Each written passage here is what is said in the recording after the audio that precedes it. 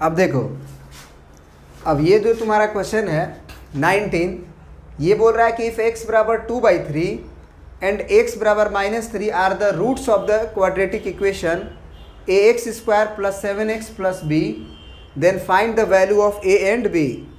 सबसे पहली बात, इसको हम लोग दो तरीक़ा से बना सकते हैं, दो तरीक़ा से बना सकते हैं, जिसमें पहला तरीका है तुम्हारा कि अगर ये x का जो वैल्यू है अगर इस इक्वेशन का रूट्स है या जीरोज़ है तो मतलब एक ही है कि उस x के वैल्यूज़ को जब हम इसमें प्लग इन करेंगे तो वो रिजल्ट जीरो कर देगा। देखो, क्वाड्रेटिक इक्वेशन और क्वाड्रेटिक पोलिनोमियल में क्या अंतर होता है। अगर ये क्वाड्रेटिक पोलिनोमियल दिया होता तो ये बराबर जीरो बस नहीं दिया होता, बस इतना ही दिया होता है x² + 7x + b।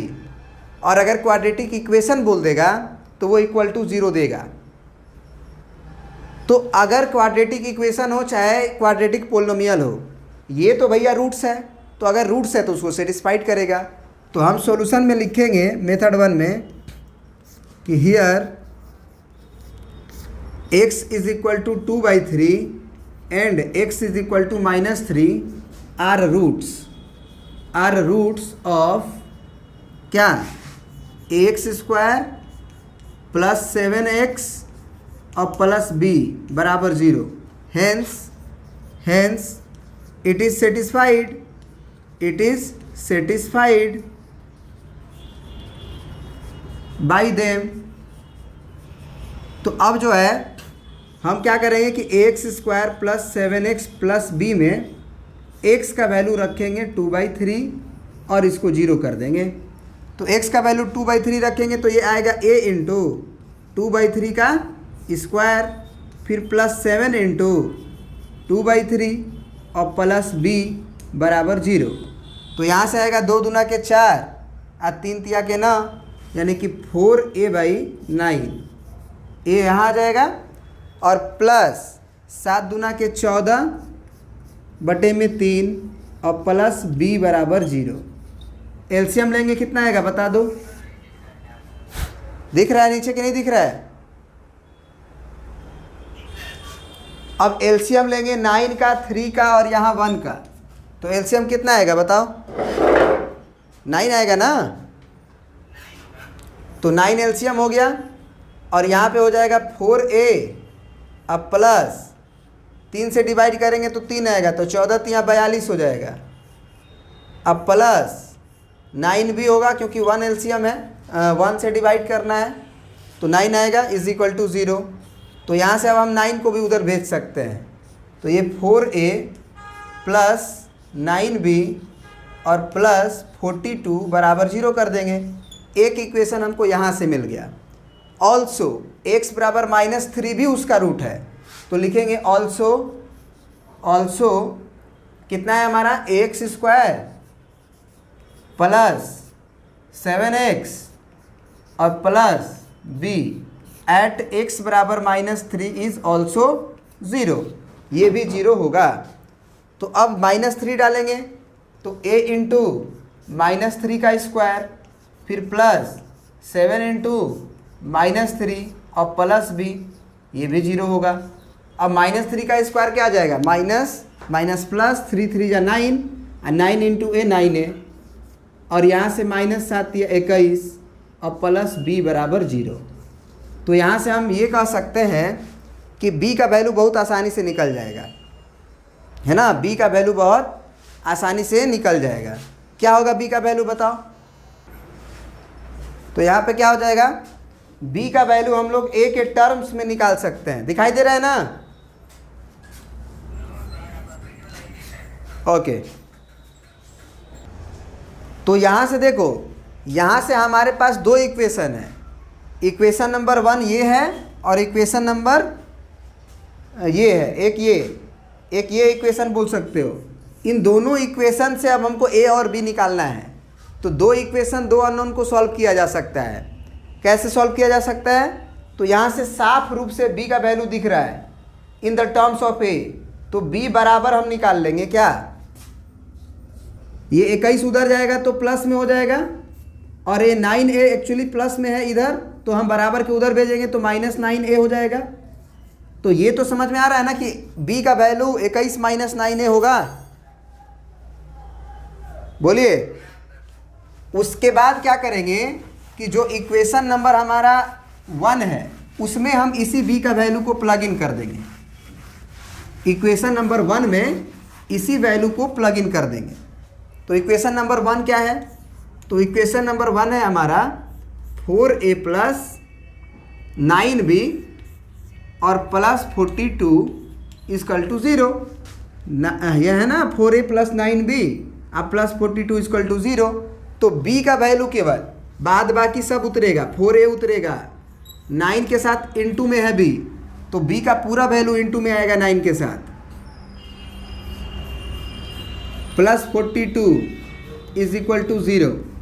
तो यहाँ से आप गुना करो तो ये कितना होगा? 9 एकम 9 और 9 दूना 18, फिर माइनस 9 9 जा 81 है, प्लस 42 इज इक्वल टू 0।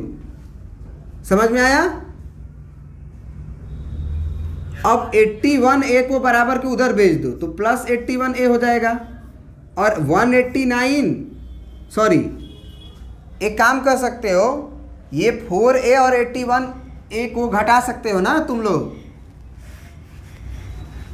तो 81a में से 4a घटेगा तो कितना बचेगा? 77a बचेगा ना।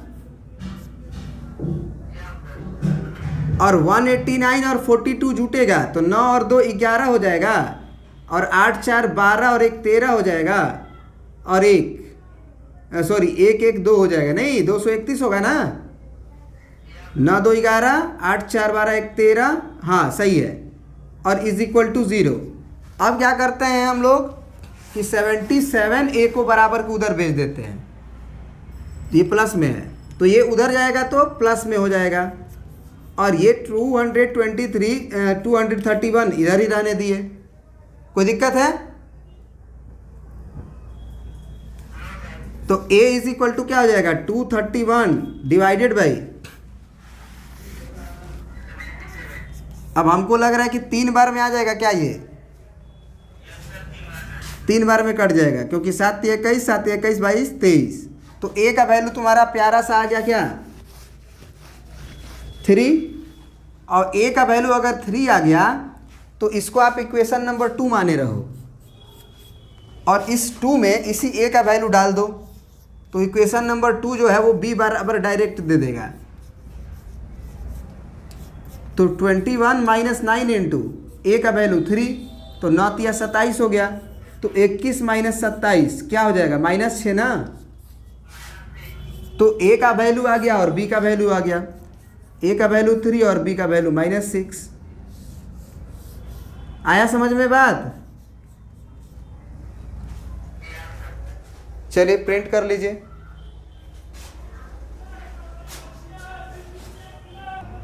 अब देखो क्या है तुम्हारा कि if x plus a is a factor of the polynomial 2x square plus 2ax plus 5x plus 10, find the value of a।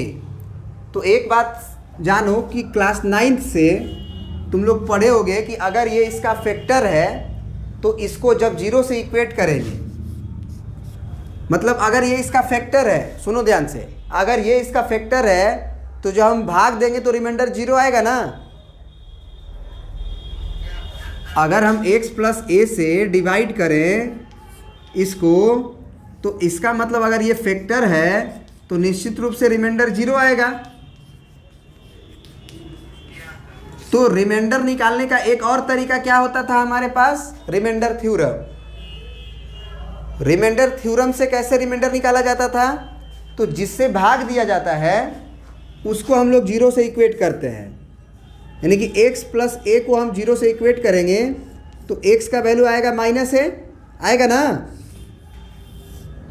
इस x के वैल्यू को पोलिनोमियल में जब डालेंगे तो रिमाइंडर आता है। तो रिमाइंडर बराबर क्या आएगा हमारा?